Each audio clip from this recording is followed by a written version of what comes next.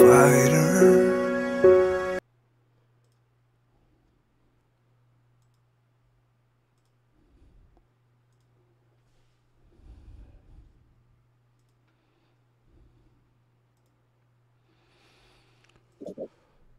Welcome, Patriots.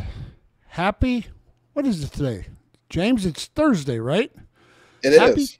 Happy Thursday, and welcome to another episode of the America First Patriot Hour. Tonight, as you can see, we have our special guest from Michigan, the Enjoyer podcast, and also a Battleground Swing State New York Post reporter, James David Dickson. James, how are we doing? I'm so good, Leo. Thank you for having me. Well, you know, after last night, we could not end on that type of night. So I'm glad to have you back. Let me just go ahead and get you framed up a little bit here. Absolutely. So everybody can see. Everything looks good. So how is everything treating you in Michigan today? I'm so blessed right now, you know. Like with the Michigan Enjoyer, right? The chance to tell the kind of stories you want, the way you want, and doing things that you know that our media largely are not doing at all.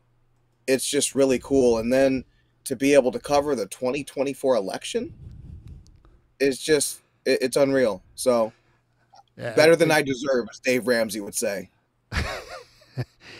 You know, that's what I consider. I'm ex-military, and we'll go into a little bit about each other just so we kind of set the infrastructure, set the baseline of who we are, what we've done. So I was ex-military, healthcare, fought for my country, loved my country. Third time voting for Donald Trump, big time America First, and just after the last 4 years, James, what the Dems have done to the country is absolutely mind-blowing. So I just thought, you know, about 8 months ago, I can't sit back and watch this anymore. I'm going to start my own show. So here I am, and I get to invite great guys like you on that can tell us what's happening in other parts of the United States. So tell us a little bit about you. You already know the Enjoyer podcast, the New York Post. I've seen you on Fox and Friends. I've seen you on other shows. I did my research. So tell us a little bit about James. Absolutely. I've been blessed. So I'm 40 years old right now. I'm shooting this in literally my mom's basement. I moved to her home in Southfield last year after she passed away at the age of 66. Sorry to hear that. Love to see me doing this kind of thing. It was kind of all on the cusp of happening. And, you know, sometimes you run out of time. It was kind of like Moses, right? Where you get to have a view of what the promised land looks like from afar. You don't get to walk around in it. You don't get to drink the milk and eat the honey. So we started the Enjoyer Project July 3rd. And I thought that timing was so cool because, one, I had just ended a relationship with the Mackinac Center. I used to run their news outlet. And then it was like, 3 months of like, what are you going to do? And then thank God this all starts. And then for like my personal Independence Day to come a day before our Independence Day, I just get a real kick out of that. And so I've never had someone in my life just say, what do you think? What would you like to say? What would you like to do? And I don't take it lightly to be given this opportunity. It is an incredible blessing, and I try to act that way. It is, there's a lot of big shows. There's a lot of huge podcasts. There's a lot of big, celebrities on X, on Rumble, and this show is. So for all my friends that are out there right now, remember, we're on X. We are live streaming on Rumble, and we are live streaming on YouTube. So come join us tonight. Get in chat, and come talk to James and myself, and we'll tell you a little bit about what's happening. So it's been exciting for me because it's a whole lot different when you're working for somebody versus doing everything for yourself. Very much so. And it's very liberating because you correlate that, or you tie it over with what's happening to the country. And this unbelievable patriotism that you have inside, because, you know, our job, James, I always thought, is to leave America a better place than we grew up in, so that our children and our grandchildren and friends and neighbors and relatives. Were you a Boy Scout, Leo? What's that? Were you a Boy Scout? Because that's the Scout's motto, isn't it? Leave it better than you found it. Oh yeah, I was at one time. It used to be so embedded that you didn't have to be a scout. Like you said, it was the American ethic. And that obviously has gone by the wayside. That's obviously not the case anymore. So your state, and I'll throw up a quick thing here. Let me show you this. You can see the screen. So, James, why don't you tell us who these four ladies are real quick?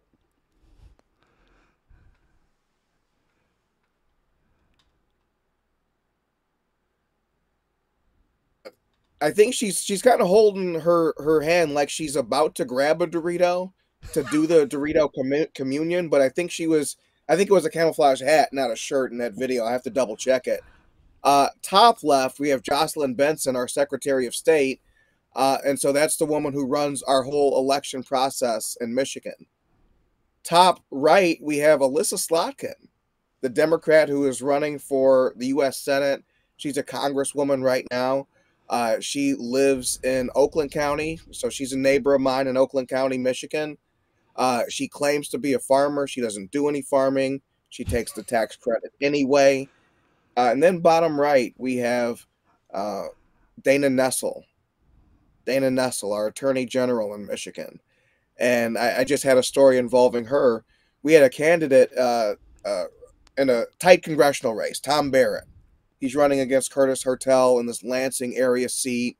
It's a Cook Political Reports, close race, right? Everyone's watching. Barrett, unfortunately, he had this ad that was printed in a black newspaper in Lansing that, said vote for Barrett, but it gave November 6th as the election day. And not November 5th. I mean, it was just a mistake. It happens. I mean, the first mistake I ever made at the Detroit News came frighteningly early in my tenure. So I had a 10-year career there, right? I start in April 2012, and I think August we would have had primaries because I needed to move. I lived in Ann Arbor back then. I needed to move to Detroit area, so I was looking for apartments that day. Too much going on. Bad attitude toward the assignment. We were doing election endorsements, right? And so it was the 2012 Michigan Senate race, I believe. And our paper endorsed Pete Hoekstra, who is now the chairman of the Michigan GOP. But what ran the day before the race was that we endorsed Clark Durant, his opponent. Oh. And, I was, pretty much the person who had touched that file. It was 1,000,000,000% on me. And it was that they actually said that, Nolan Finley, he hired me, and thank God, was kind of able to weigh in and keep me employed. I was suspended for a day, but it was relayed that my willingness to just admit that it was me, it wasn't anyone else, it wasn't the production team, it wasn't anyone else, it was me, probably helped that day. Well, we're human.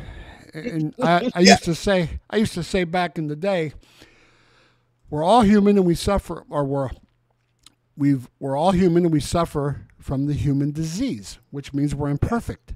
We fall extremely short of God. We're supposed to strive to be like him, but that's a tough journey for humans. And I haven't had that day yet. No, and I don't think we're gonna until we get somewhere a little bit further up north. But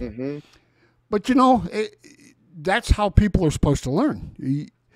I've learned more. So I went to school, got my bachelor, was pre-med at one time, did all this stuff, but I learned more when I was actually on the job. Right. Because that's where we all learn. And unfortunately, we have to learn from mistakes. Because if you're a prideful person, like I can see you're a prideful person, you know, I can only imagine what James was like that day after he ran that story because it was his fault. You probably felt lower than a pregnant snake.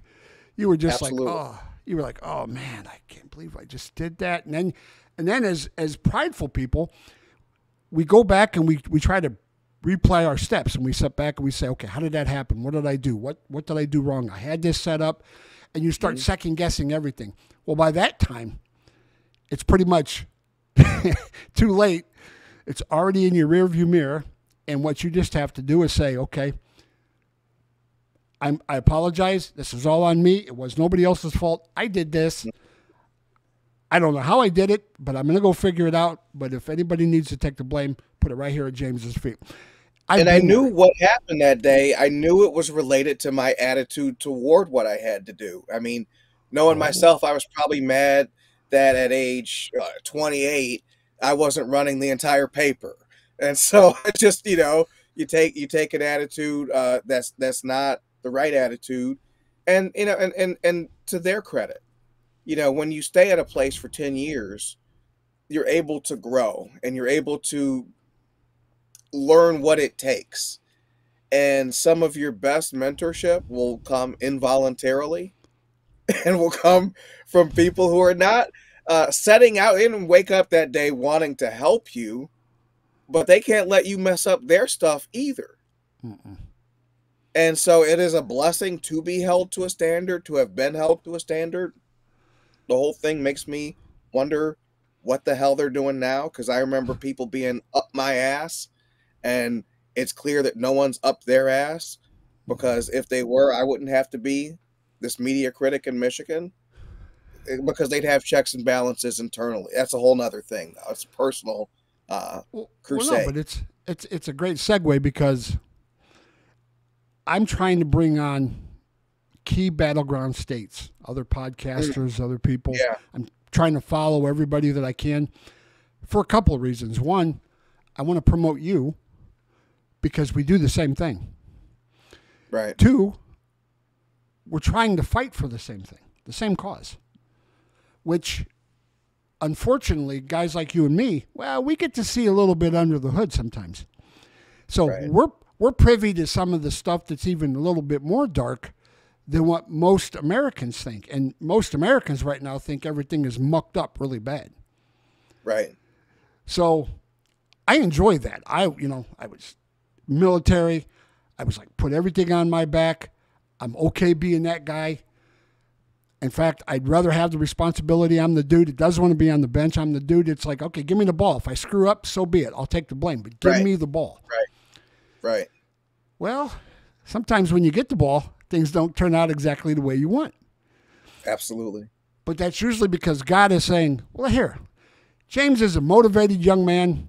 We're going to teach him a little valuable lesson right here, because he's not where he needs to be. We're going to bring him back up to speed. And it's funny how God does that. He does that to all of us. He smacked me back into place a couple times where I was like, okay, I get it. I understand. I'm getting a little too big here, a little too whatever. And it was his way of saying, hey, get back in the game, appreciate what you do have. You know, like Casey Kasem said, keep your feet on the ground and keep reaching for the stars. Right. That's what we do. And that's why guys like you and I can do our own thing, because we're self-motivated individuals. We want to be successful, not because somebody's pushing us or somebody's saying, you better do this or you're not going to get paid this.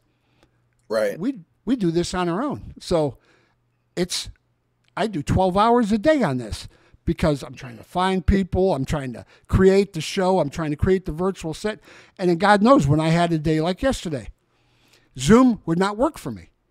Never happened before. I can't begin to tell you how disappointed and upset I was, because I work hard to go get guys like you. I had a call with actually the local Fox affiliate last week that was supposed to be on Zoom, and they had technical issues. So I'm 2 is a trend. Any one you can write off, but I'm thinking it might be a Zoom thing, like, honestly. Well, it's so funny, because my girlfriend sat next to me last night. I'm I'm pissed. I'm ready to bite nails off because I spent all this time trying to go out and get you, trying to find you. I got all the people watching on YouTube, X, Rumble.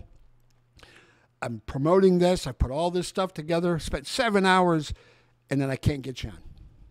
And people on X are like, oh, hey, what happened with James? I'm like, James will be back on tomorrow. I am a one-man producer. So I'm looking at her, and I'm like, and it's frustrating because James, I didn't know what went wrong. It's worked every single time. I've had Corey Mills on.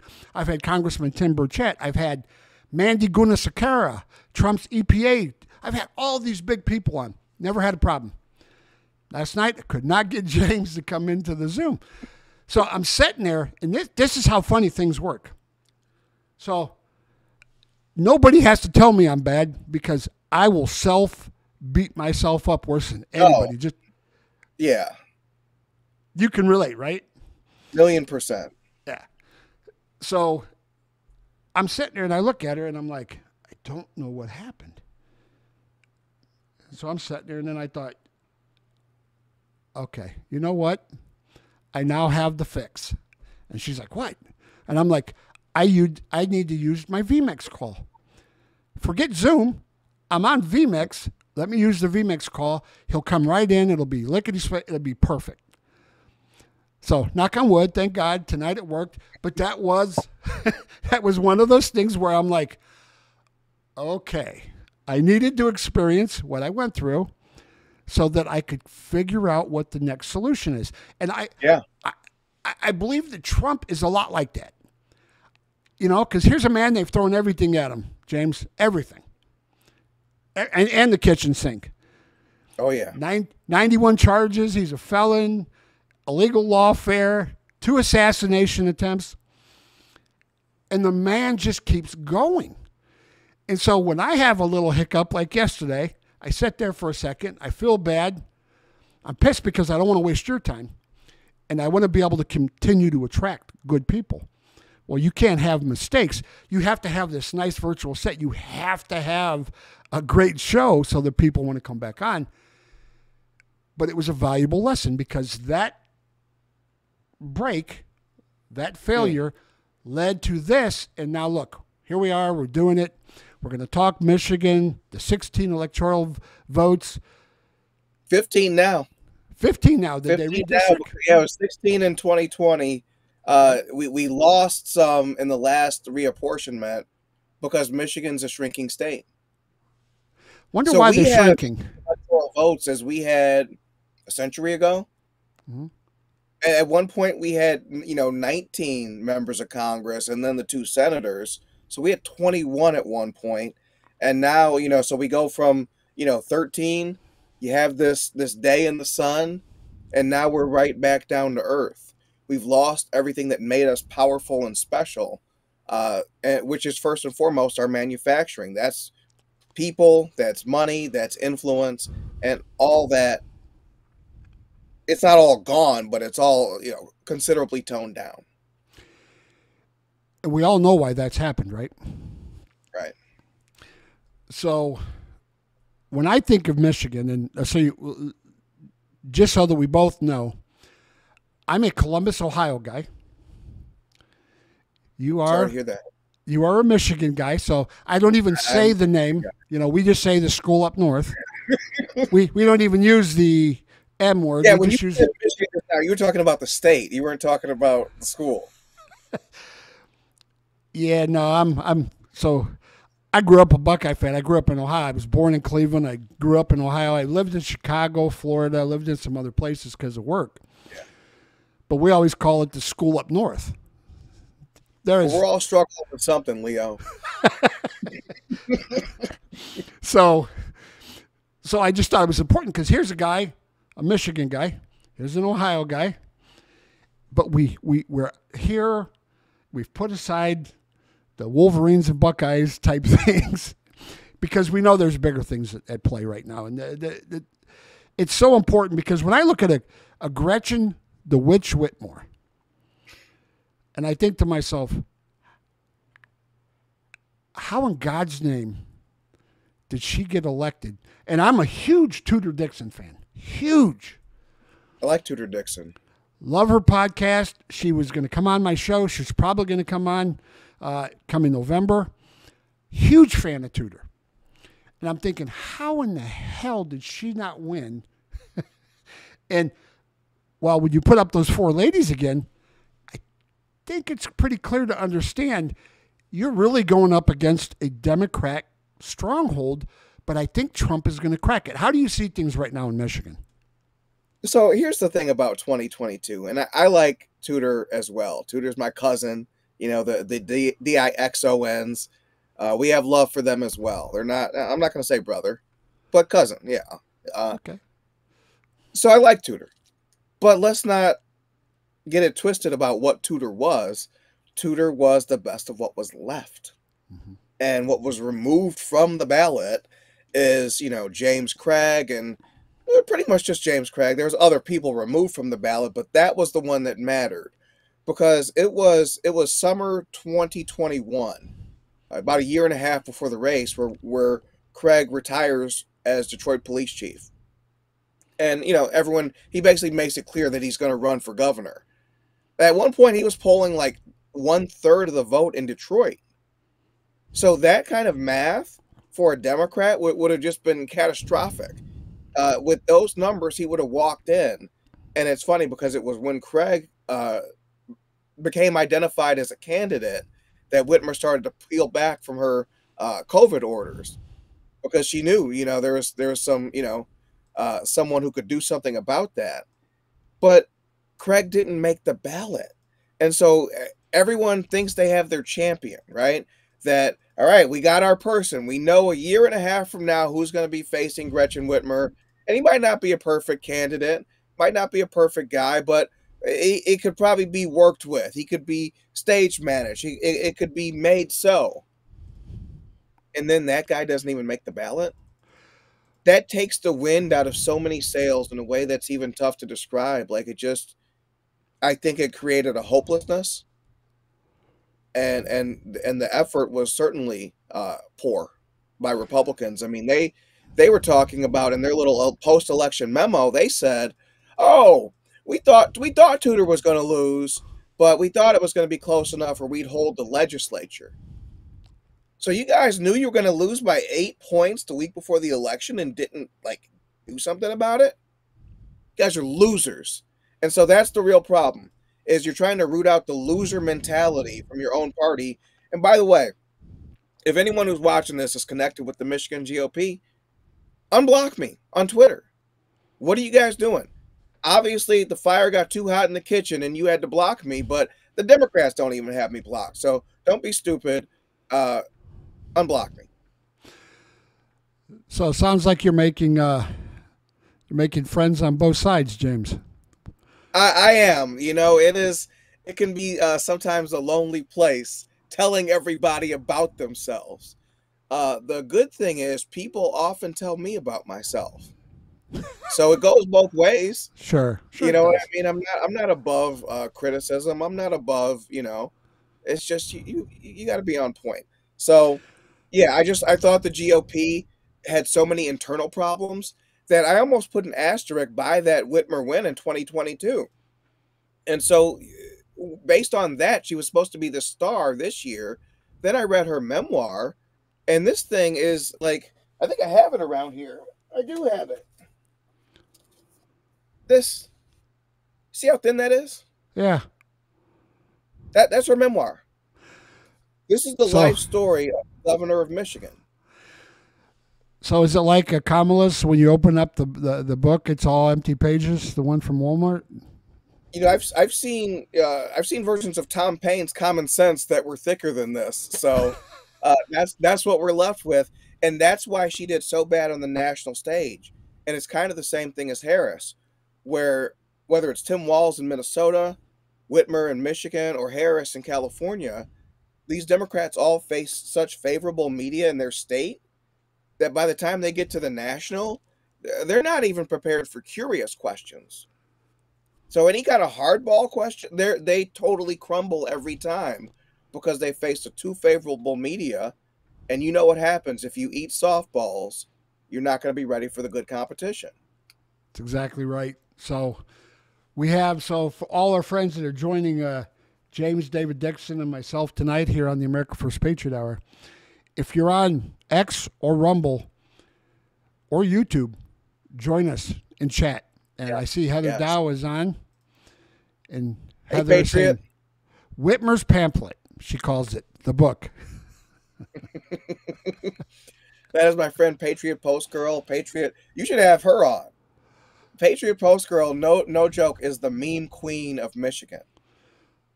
And Heather? So these days, what I learned when I was at the Mackinac Center is, especially when you're dealing with something dry like policy, it is very tough to get people to read, to actually read. And so what she has a gift for is she'll create a visual to match with the article that, you know, when you're just scrolling, and everything's just words and it's tough to grab onto any one thing, her visual is so compelling that it stops the scroll. And someone may even click that article. I tell Heather, there's people who read the only thing they've read that day because she made a visual that compelled them. Heather, you're on chat tonight. James will let you know how to contact me. Follow me on X and DM me, and let's get together. I'm all about getting Patriots on the show. So, James, thank you for that. I appreciate that. Her name is literally Patriot Post Girl. You'll love her. Yeah, I already do. So anybody can help me with some of the visuals, because everything you see, I've created. Everything. Canva, VMix, XSplit, everything I've had to learn. And I'm 60, James, so I'm not a young man. 60? I'm 60. Holy cow, you're 60? I'm 60 years old. I'm 40. You look like you could give me a run for my money at this point, Leo. Holy cow, man. Well, being ex-special ops helps kind of a guy in playing sports, but I am 60, and you can see the gray. It's in there, in the glasses. But I've been told not to pray away the gray. I've been told to just let nature take its course. No, every time I dye it, my girlfriend looks at me and she says, I like the gray better. And I'm like, okay, well, right, you gotta look trying to look young. Yeah. I'm like, okay, whatever you want, whatever you say, dear. They're always right. I'm not Customer's always right. I mean, that's exactly right.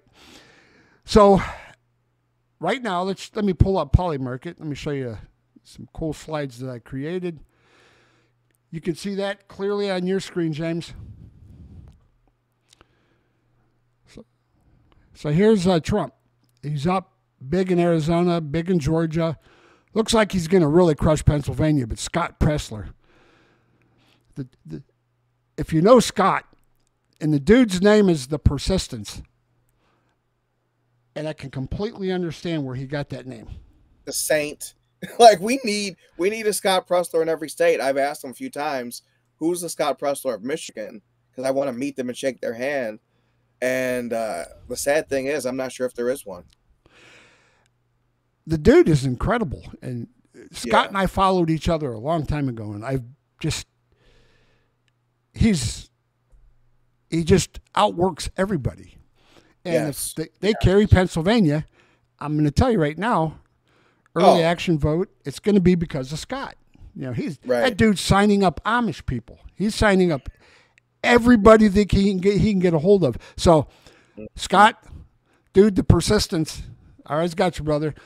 Charlie Kirk's another guy. He's done a phenomenal job. So, Wisconsin, we're winning. Nevada looks like we're winning. Polymarket tonight, James. Are you familiar with Polymarket? I am. The first time tonight. So Trump broke 60% in the betting odds. So he's up like 61 to 38%, 39. And after Kamala's wonderful Fox News interview yesterday, she kind of dropped another 3 points. You just can't get Kamala talking. If she gets talking and gets hit with, like you said, non-softball questions. Whew. Not even probing questions, just not softballs. Stuff she should have recited on the back of her hand. Like you're running for president, for Christ's sakes. The border, these things are just common layups. Mm-hmm. And all they know how to do is say, well, it's Trump's fault. Well, no, 12 out of the last 16 years, the Democrats have been in office. Well, no, but that's because of Trump. Well, no. And they're in such an echo chamber. It's actually sad watching them at this point because they clearly hang out with so many people who are like themselves that they don't see the thinness of but Trump. I mean, there was one point when Kamala Harris actually said she felt bad for the families who lost someone who was killed by an illegal immigrant and literally said, but Donald Trump. She said the word but. She didn't infer it. She didn't talk around it and get to, okay, but. She said but. It was so crude and unskilled. And I think that's the part that's really offensive.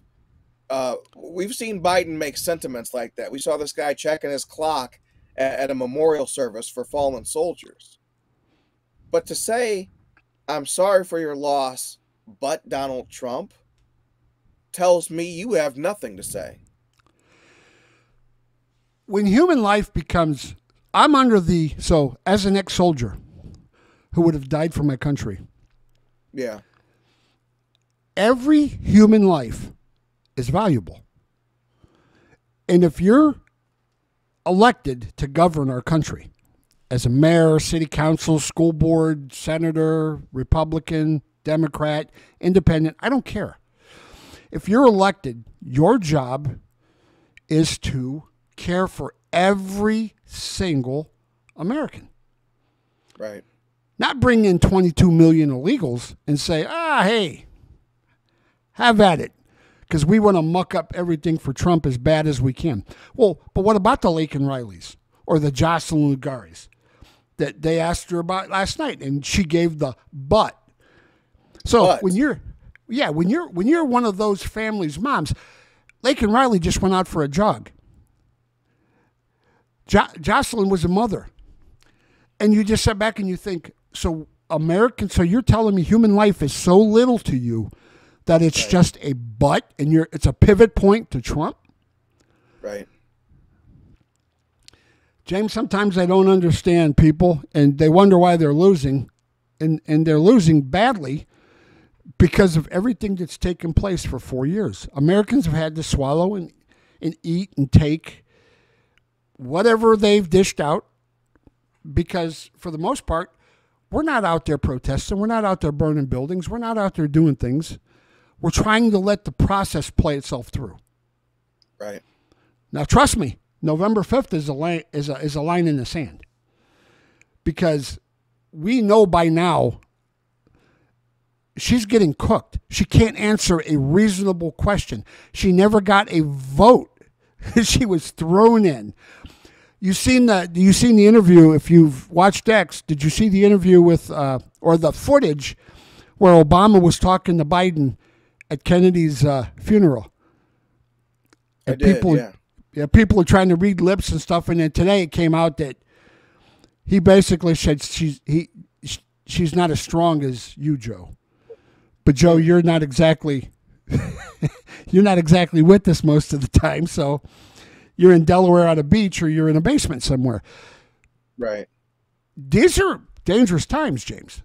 Iran, Hamas, Palestine, the stuff going on with Israel, Iraq, Hezbollah. And that's what I find fascinating about this moment as I see chickens coming home to roost, as Malcolm X would say. I see the culture of death that was supposed to ensnare us now is affecting the Democrats. So you're supposed to let in all these millions of people, and then if there's another Democrat elected, you push for amnesty. Then we're forever a one-party state that Democrats just drive into the ground and they build back better. Democrats would be winning easily if perhaps rather than 13% of the population, black people were like 25%, as we might be if we weren't aborting like half the black kids who would be born in the country. And so every single thing they do, every lever they pull, every fire alarm, everything they do to destabilize America or the world in a way that weakens America, these things are now affecting them. I mean, Joe Biden was basically a stink bomb that was thrown into America. And they thought it would hurt us, and he did hurt us. But now who does it hurt?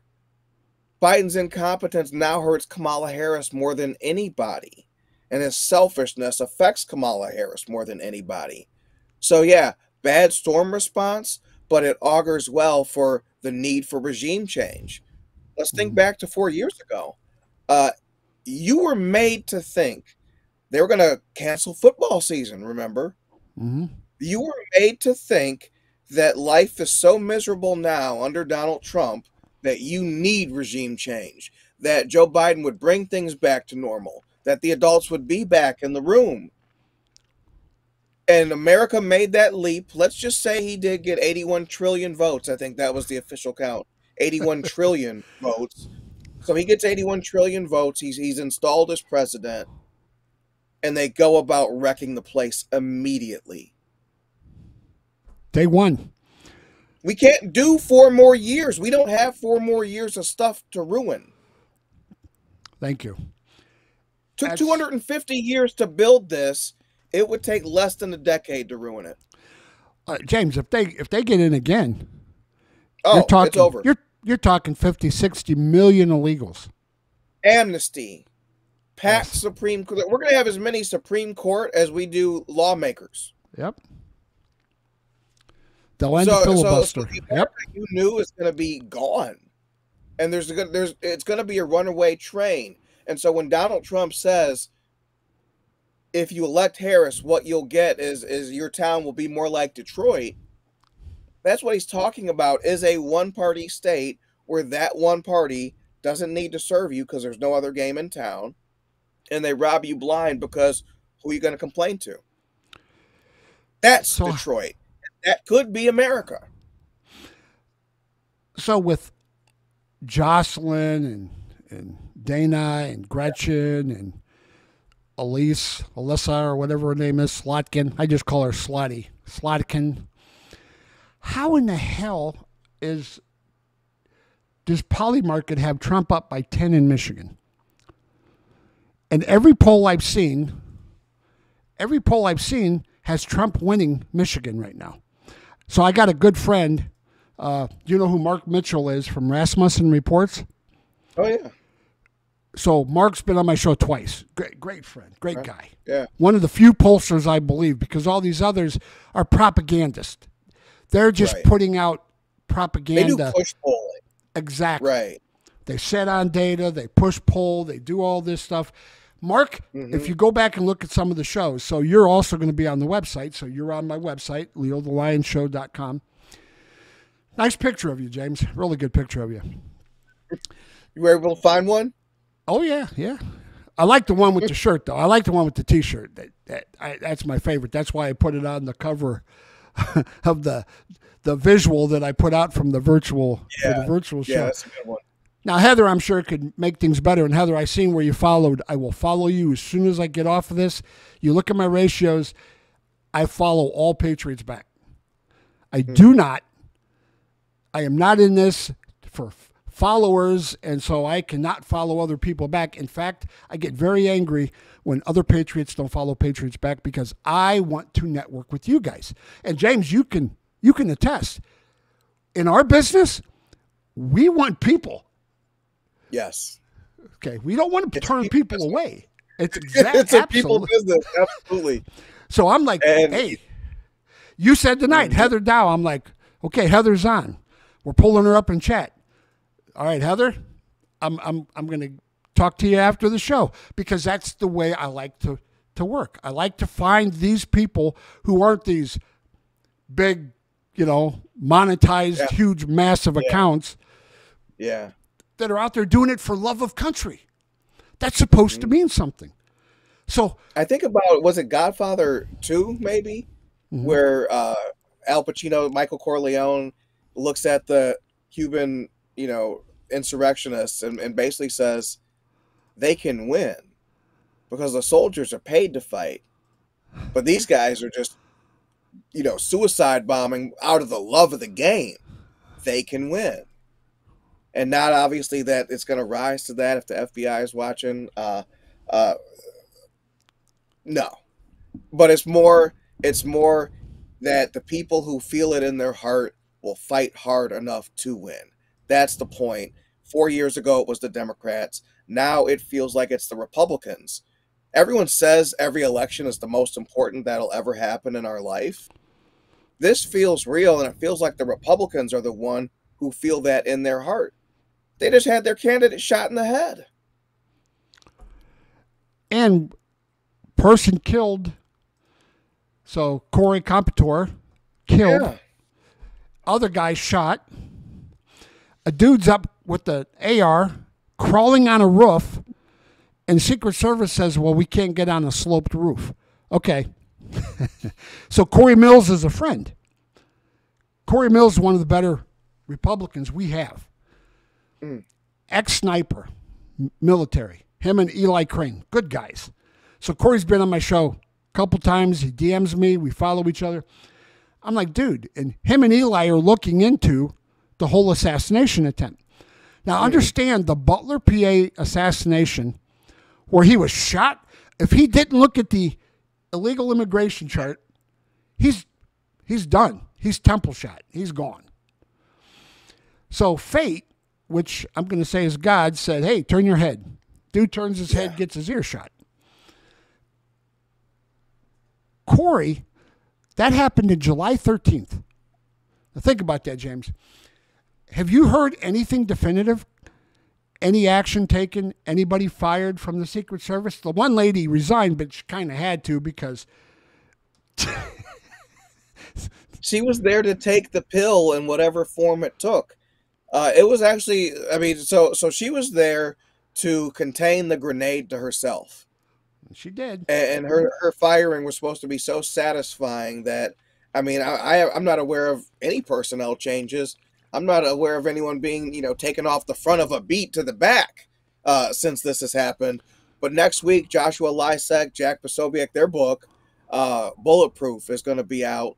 I can't wait to dig into that one. This time next week, I should have it in my hands, and I want these details. Like, how could this have happened? And the more you learn, the more it looks like this was the one that was let through. Yeah, it's so as a military guy, you're talking sloped roofs. You're after he gets shot. So what's Trump's reaction? Two things. He wants to stand back up. He can't find his shoes. They're telling him, Mr. President, stay down. He's like, I want to get back up and say, fight, fight, fight. Dude just got shot in the head. Now, let me tell you something. When you're in the military, if you get shot, you're a little stung. You're a little, you see blood and you're like, uh-oh. He gets up and says, fight, fight, fight. They follow these Secret Service people, and I'll never forget the picture of the one woman who's kind of a roly-poly, and she can't holster her weapon. Now, dude. Yeah. If you're in the military or FBI or police service or whatever, you absolutely know how to holster a weapon. She's sitting there, can't holster. And I'm thinking to myself, what in the hell? If this isn't a setup or they're not trying to get him, were they a part of it? Who knows? Nobody knows anything. Right. Did they put enough stuff in place to stop it? Well, of course not. Trump has 100,000.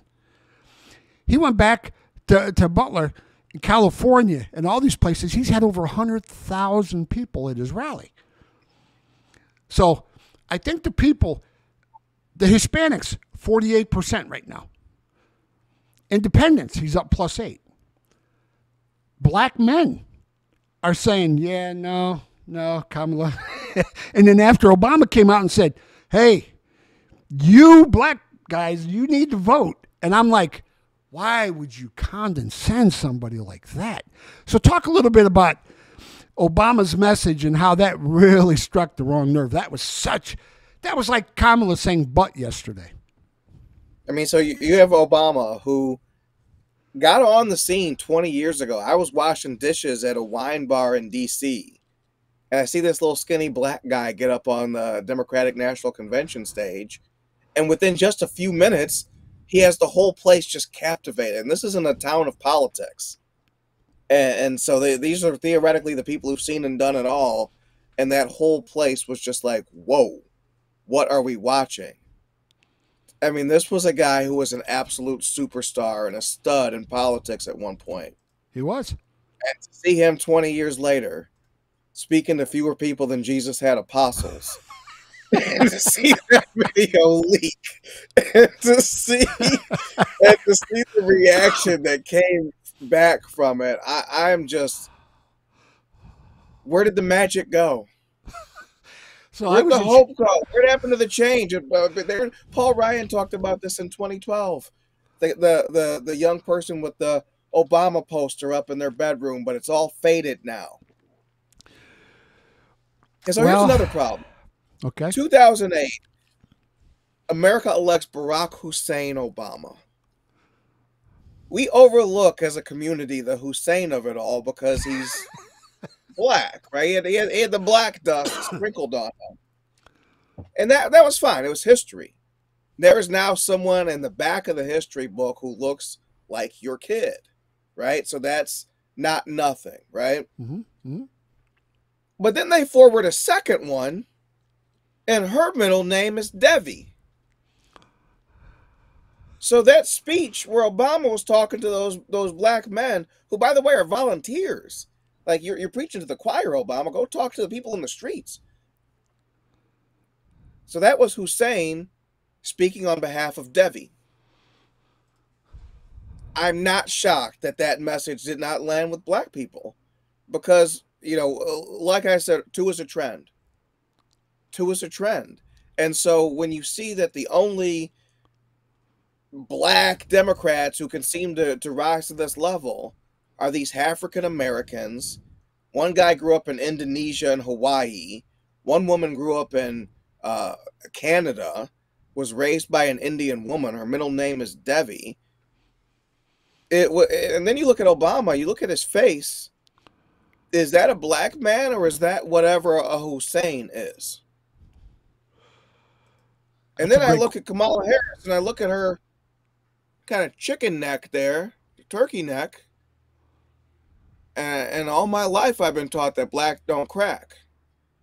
I've seen 80-year-old women at the church who did not have that. Their black never cracked. Kamala Harris is also 60. She's your age. I mean, I don't know what was going on in 1964. You, Tim Walz, and Kamala Harris. So I'm not sure what was going on, but her black has cracked, which tells me either there's not much of it or there's none of it. These are not black Americans. And the act wore thin. And when you saw Hussein speak up for Devi and act like we owe something to Devi, I think that was a lot of people's last straw with Barack Obama.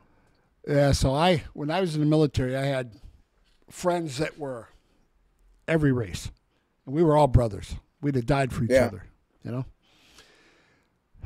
Sergeant Tony Fields, Otis Sturtevant, all my Dana Glanton, all these guys, Rucker, Alabama, all these people that were I loved them, man. I'd have done anything for them. Tony was a good black friend of mine from the Bronx, New York. He was a great guy. And I sat back and I'm on Twitter and I'm like, so, hey, I look at every American as American. Right. I don't see race. If you're an asshole, you're an asshole. I don't care what the content of your character. It's MLK's dream to do it that way. Yeah. He'd be rolling over right now. MLK would be. Yeah. He'd be chastising. No. And, we tell people that, and when you're older and you've watched, and people like, oh, man, what do you know? You're just some stupid white guy. And I'm like, man, I grew up in Cleveland. I've had black friends my whole life. And to me, they're just friends. You guys give it the race thing, which I don't care about. I've got white guys I can't stand. I got black guys I couldn't stand. I got black guys I'd have died for. Right. Puerto Rican guys, Mexican guys. It doesn't matter. So race to me is irrelevant. But when you come out and you purposely say, hey, you black guys, you need to vote for Debbie. What are you doing? And I'm like, oh, man. I'm like, Barry, that's not going to go over very well. That's just... No. I mean, she has your common experiences. My mom was a great cook. Our house never smelled like curry when I came home. We don't have in the common bathtub? experience. Like, did you... I mean, look, and let's just, let me be clear, as they like to say. Oh, yeah. There is a distinction to be made between a person with black skin, of which there are many, and black Americans, which I am one, and black Canadians, which Kamala Harris is, and black Indonesians, as Obama is. These are all different things. That's why we have different words for them. So you can be black looking and not what I'm talking about, and not fit the bill. And if you don't think it matters, talk to some black people about it. Ask about the Hussein and the Devi of it all. And ask them if that seems strange. Yeah, some of my friends already came out. They hit me up on X yesterday, and then they DM'd me, and they were like, that was a bad mistake. And I'm like, tell me. Like, I thought it was a mistake, but, I can't sit back and make believe that I'm black, even though I grew up with them. I've never walked in their shoes, so I have no idea. And I'm like, so tell me what you mean. And they're like, man, he just pissed off a whole bunch of, like, and so then you get on X and you see these guys coming out and they're like, oh, bleep, bleep, bleep, mother, bleep. They laid into him. Oh, it was brutal. And I'm sitting there and I try to watch because, again, we're in the business, right? So we want to follow every angle. Right. And people say, well, no, you just care about the conservative. I'm like, no. You can't talk about the conservative angle if you don't know the liberal side. If you don't follow all angles, how can you talk? You're going to sound like Kamala trying to do an interview. Right. You're going to be pivoting to... You don't remember the last few things that you stuffed into your head. It's not inside you. Yeah. You should be able to just recite that stuff. Like, you're running for the greatest position, the leader of the free world, while it's still free. And trust me, it's being cracked right now. It's being there's imitated. efforts afoot to change that. Yeah. So tell me what your thoughts are, James. So you live in Michigan. You're going through, you understand what's happening in Detroit. You know what's happening there on the ground. How do you see this playing out? So we see the Poly Market says Trump, 10-point favorite. How do you see this thing playing out come election? What's your feel? Yeah, it feels more 2016 than 2020. Now, here's the thing about 2020 is Trump got a lot more votes in Michigan in 2020 than he did in 2016. Biden just got more. So are we looking at historic high turnout, higher than 2020, which was itself historically high? Probably not. Is anti-Trump sentiment anywhere near what it was 4 years ago? Definitely not. And then you look at the uncommitted movement that took a little chunk out of Joe Biden in the primary. They've kind of rebranded as the Abandoned Harris movement. They just threw them a good chunk of the Muslim vote, which could matter, behind Jill Stein of all people. So you got the Muslims in Michigan saying we want to support this little Jewish lady. Politics makes for strange bedfellows. Oh boy. So you look at the indicators, and it just feels like a very Trump favorable environment.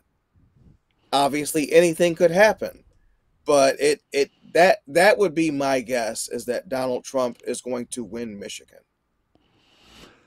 So I've been on record, and for the people that follow the show, I've been on record for 2.5 months now saying Trump is going to exceed 300 electoral, and he may even win the popular vote. And so I've went on record and said he'll win the popular vote. I think you've seen so much happening since 2020, and so much subsequently has come out since 2020, that people now have a better understanding. Like people can say Donald Trump is this, Donald Trump is that. Well, you can go look at his 4 years in presidency and juxtapose him to Biden and Harris. You can look at inflation, the economy, the border. You can look at all of that. So factually, people understand what's happening. Now, when all of us lived through the pain of a bad regime, I lived through Jimmy Carter. Okay, so I went through that. Man. Ronald Reagan's the guy that sent me off. I joined the military because of President Reagan. He's one of my favorites, you know, Ronnie with the shaking head. But America was so defeated and down. And that's when Lake Placid and the Miracle on Ice, there was so much stuff that happened that I think was, you know, came from above, because it just, too many things were happening. Our hostages by the Ayatollah, you know, people just didn't have any respect. They didn't have any feeling of hope. And I kind of see a little bit of that today. I see people that are like, hold it, you're going to tell us what we have to do? Or you're going to tell me what I need to do because of this or because of that? When we can't feed our family, we can't pay for gas, our inflation's through the roof, you've got us close to $36 trillion in debt, we got a recession coming. All things that if you study and you look at the stuff, James, it becomes really easy to look at. And you think, you said it earlier in the show, we can't go through another 4 years like this. If we do, guess where we're headed? We're headed into some very, very bad times. Can you picture Kamala Harris having a tough conversation with Putin or Xi or even Kim Jong-un? No, and I've always felt that people say that Biden is like Obama's third term. I always felt it was Jimmy Carter's second term, because Carter always went out of his way to weaken America's allies and strengthen America's enemies. It was a particular brand of cucked that only I've seen Biden emulate. It's never been as clear to me in watching an American president that that person has a disdain for the country as under Joe Biden. People talk about Obama. It's night and day difference from Obama to Biden. I mean, everything he could do to drive up your prices, to make your community less safe, to let, you know, people across the border with their fentanyl, anything that could have been done to weaken America was done. That's Jimmy Carter. That's Jimmy Carter. And what happened after Jimmy Carter? People decided they needed change. They needed someone who was going to bring some optimism. And the other thing is, I think part of our wiring, you know, in Western civilization, the thing we're not really talking a ton about is Trump got shot in the head. I think when a guy gets shot in the head, you look at him differently. In two ways. You say, one, you feel bad for him. And I think women in particular feel that empathy for him. Like, you've never seen him like that. He was always, you know, the cat's pajamas, and now this guy was shot in the head. And two, I think it makes you say, what exactly did he do to get shot in the head? Yeah, he's said some things over the years, but so has Biden, so has everyone in politics. What did this guy specifically do to get shot in the head and to get all these assassination attempts? Why this one man? And I think we are wired in Western civilization that where the persecution goes, we know that that's where the truth is. And so by showing us on the dial where Trump is hurting him, they're basically saying, this is the guy you need to follow. So every shot, every hit piece is effectively an endorsement for Donald Trump. Well, I agree. I think the Carter analogy is a good one. He was so weak, and he always thought he could buy his way through. Trump had Iran bankrupt. Yeah. He had these countries fearful. Because if Trump was like Reagan, if he said, hey, step out of line, and in Trump fashion, you know, Trump in his nice way of talking, you know, and, you know, El Baghdadi died like a dog, you know. People knew that he may be a little crazy, but his love of country, and if you mess with America, he was going to hurt you. And all those countries were like, yeah, no, we're not going to mess with the man with the crazy hair. We're just, no, you know, orange man bad. We're not going to do that. Now, Biden, though, it's almost like, what are they trying to do? Are they trying to break Western civilization? Are they trying to usher in socialism? What are they trying to do? Because everything they did was anti-American. I can't think of one thing that they did. They rolled back all his stay in Mexico, the border policies, the economy, the tariffs. I mean, low on crime. They fudged numbers. They got politicized DOJ and FBI. I mean, my God, what happened, James? We used to be America. Now we're a party of, hey, the media, okay? And you and me, I guess we fall into the media. But think about it. Harris's campaign is a psyop being run by the media. Would you agree? Yeah. Yeah. I mean, it's just, there is no such thing as Kamala Harris. There's no native belief. There's no thing she would go to the wall for. And so what I'm looking at is a 60-year-old woman who's never given birth, who talks constantly about abortion. All I see, and when you see our culture of death, it's all you see. It undergirds every single action that's being taken to weaken us. And so really this, you know, it's beyond an election, right? It's powers and principalities at this point. It's Jesus against Karl Marx at this point. Those are pretty much the two paths we have left to follow. And so you can either be a person who tries to water their grass and improve their community and be a little bit better than you were the day before. But what I find concerning is that it seems like half our neighbors are trying to suicide the country, which unfortunately would kill you and I along with it. They're not even containing the harm. It's not just self-harm. I will not stop you guys if that's your inclination. But when it affects me, now that makes us at odds with each other. And so you need to know who you're up against. It is not Walter Mondale. It's Molech. And if you don't get that, then you don't get what time it is right now. I think that's perfectly said. And I think that's, that's why I love doing these shows, because you can meet somebody for the first time. You can start having a conversation, and by the time the conversation is 3/4 or all the way through, you feel like you're friends with that person because you can relate. Yeah. And that's what humans want to do. They want to relate. Unfortunately, we have absolute crazies out there. People that are so far gone that factually you can't give them facts and say, okay, hold it. Just analyze this. No. This is the way it is. I have a family member, and I won't say who it is, but they said, it's not about the policies. It's about the person. And I was like,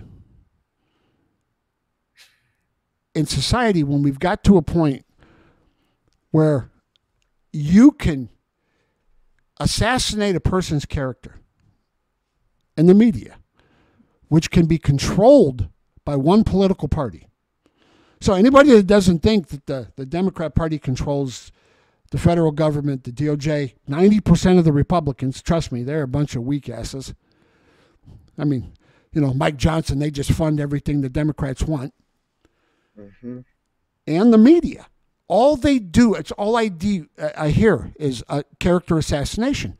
And I keep thinking, don't you guys actually want facts? Don't you want to know what's going to be better for your loved ones, your grandkids, or your kids? don't you worry about school education because we've dropped about 400 places in our scoring? Like, at some point, people have to understand there's ramifications for feeling a certain way. And we all should be able to check ourselves, right? We should all be able to say, okay, Leo, that's some really stupid ass thought you got right there. Okay? That's not going to help the country. That's not going to help anybody. It's not going to help your kids, your grandkids. It's not going to help anybody. But, oh, yeah, you're pissed. So, yeah, it makes it right. But well, no, it doesn't. It's a funny thing, isn't it, about the word should? Because the word should only ever is used to describe what's not happening. Mm-hmm. Right? So we should be able to self-regulate. But John 15 talks about the true vine, right? Mm-hmm. That God puts into us what we need to grow and that needs to thrive and become more, and takes away from us what needs to go away so we can improve. And so, you know, in 2 verses, you see love is correction. Correction is love. And then you think back to the creation story, right? Mm-hmm. Genesis 2. Everything is good. The one thing not good in all of creation was Adam being alone. So we can't save ourselves. We need others. Yeah. And we need people to do, you know, on my side right now, I absolutely want to get Trump elected, not because I know the man, because I don't. I don't. That's what I tell people. They're like, you're just some MAGA guy. I'm like, make America great again? How did that ever become bad? Like, don't we live here? Don't you want to make, like, do you walk into your home and I hear James say, let's make my house shitty again. Well, right. No, nobody does that. Everybody should have pride where you live, where your home is. And for some reason, that's been pulled out of people. And it's been shelved. And people sit back now and everything's partisan. So it's all political banter. And I keep thinking to myself, you can't politicize everything. A journalist is supposed to tell the facts. I don't care if it goes against your beliefs or not. James has to be able to say, hey, James, we're going to have you on Fox. What's your thoughts on this? Well, you want it to be this, but the facts say this. So you have to report this, or you lose all credibility, right? As Clarence Thomas said, North is still North. I love Clarence. Clarence is one of my... He causes the left so much trouble. They get so mad at him. You know, James, there's better days ahead. Yes. Because there's a silent majority of people that somehow don't ever get factored in to a lot of the stuff that the media says or that pollsters and partisan people say. They call it the silent majority for a reason. You know, people don't want the anguish and the fighting with their neighbors. And now around me, you'll see a Trump sign everywhere. So, you know, the people around here are farm country. They're all about Trump. But even if you put a Harris sign up, nobody would care. That's your beliefs. Right. That's what you believe. And you can't love America and be in America if you fundamentally can't appreciate what other people believe. I can question it. I can absolutely sit back and say, why? Why do you feel that way, James? Or what would make you vote that way? I do it on X all the time. I throw stuff out there, James. I say, explain to me why. It can't just be abortion, right? That can't be the only thing that's going to save America, because that's death. That is not growing our society. That's not helping. That's what we have to understand. These people aren't here to save America with us. We have to take America from them to save it. If they get the baby for the night, they'll drown it in the bathtub. It's as simple as that. And so we have to save our country from them, and we have to save us from them. and we have to save them from themselves. I mean, think about how much of a focus abortion is in the movement. Now, the people getting worked up about abortion generally aren't in families that are having abortions. So who are you talking about? Right. You're talking about not your kids, fundamentally. So we're trying to stop them from killing their own kids and transing and mutilating their own kids.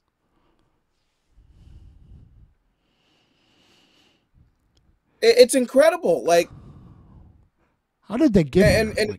what you can't do when you're trying to prevent death is you can't grow. There's not going to be another Elon Musk. There's not going to be a Henry Ford, because we're talking about how can I look into my own belly button and, I need to mutilate myself. I need to change myself. I need this kind of chemical. It's unhealthy. It's unbiblical. It's specifically anti-God. And so we have to get in that book so that when we see commercials during the Super Bowl about Fortune Cookie Jesus, who sings the lead in a Seattle grunge band on the weekends, that we know that that guy is not the one from the book. Too often our values are being used against us because we have this kind of Bible quote pillow understanding of our faith. The deeper you go into it, the harder it's going to be for anyone to tell you about your God. I mean, think about the Adam and Eve story.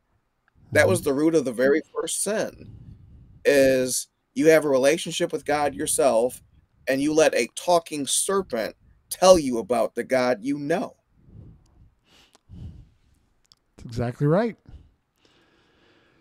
James, you got to Hey, promise. Leo, got Monday or Thursday night football I need to get to. It is. I'm getting ready to. I was Thursday. getting ready to say, listen, come election, November 5th or 6th, you got to come back on. Make an appearance. I'll be here. We'll talk about Michigan and stuff, but James, absolutely fantastic. Who's playing tonight? I don't even know. You know what? That's where I'm at in my life. NFL, I'm going to turn my brain off and wake up, and it's going to be tomorrow. James David Dickson. Fantastic, man. It's really good meeting your acquaintance. I'm glad we made it through yesterday. Absolutely. And safe and good luck to you, my friend. Absolutely. And Leo, we're going to have to talk about that football team of yours.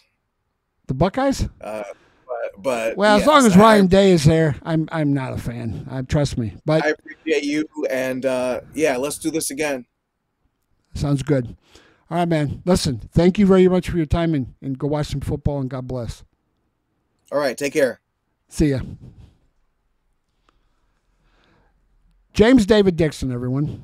So, great conversation. Just two guys talking, one from Michigan. He thinks that Trump, he sees it more like 2016. I think we all see it that way, right? We all understand. That's kind of where we're at. And it's because of real things that have happened. You know,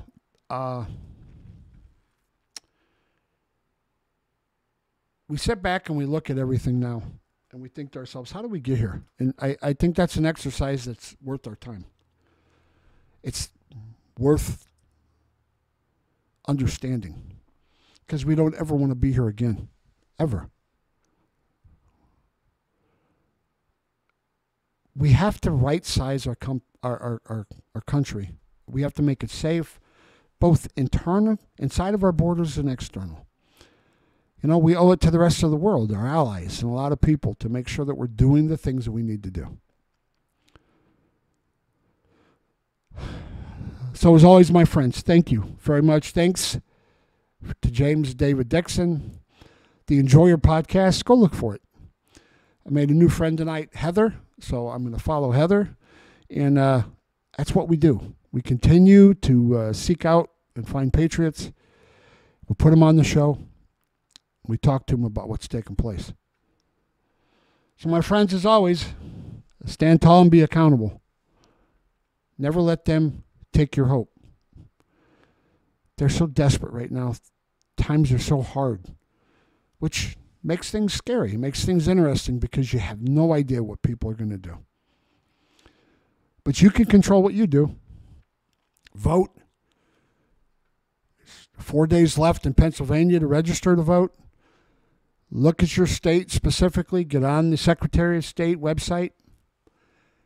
Understand what amendments, what issues are going to be voted on. You heard James talking about how the redistricting used to be 16, now it's 15, Electoral College. Ohio has got issue 1 on the ballot this year, redistricting. You have to look at those little things because our inability to watch those things, go vote for our Republican guy or whoever you're voting for, and then not understand the down ballot and these issues. And those things have come back to bite us on the butt. They've come back to hurt us. Pay attention, educate yourself. Go watch some football like James. And as always, my friends, thank you for joining the America First Patriot Hour. Sorry that it took us a day, but we're going to continue to put good people on. We're going to put patriots on, and we're going to talk to you guys about real things. And we're going to have conversations like that because I think that's important. So until I talk to you guys next week or until I get another guest that wants to do an early show, make sure you guys were loud enough that they can hear you. God bless and have a good night.